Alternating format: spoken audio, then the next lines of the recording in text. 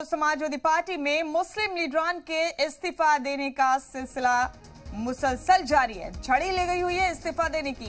2 दिन में 2 मुस्लिम लीडरान ने इस्तीफा दे दिया है। साबिक चेयरमैन मोहम्मद कासिम ने अपना इस्तीफा सौंप दिया है। मुसलमानों की आवाज दबाए जाने से नाराज होकर अपना इस्तीफा दिया मोहम्मद कासिम ने।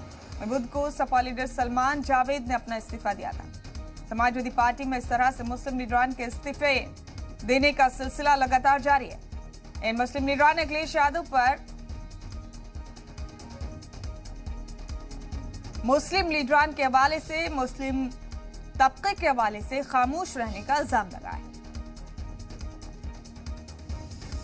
तो समाजवादी पार्टी में मुस्लिम लीडरान के इस्तीफा देने की छड़ी लगी हुई है। गुज़िश्ता 2 दिन में 2 अहम लीडरान ने अपना इस्तीफा दे दिया है समाजवादी पार्टी से।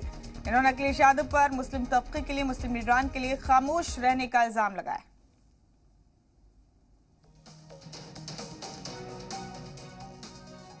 तमाम बड़े अपडेट आपको इस वक्त के दे रहे हैं। ये समाजवादी पार्टी के हवाले से बड़ा अपडेट है। समाजवादी पार्टी में मुस्लिम लीडरान के इस्तीफा देने का सिलसिला लगातार जारी। 2 दिन में 2 लीडरान ने अपना इस्तीफा सौंप दिया है।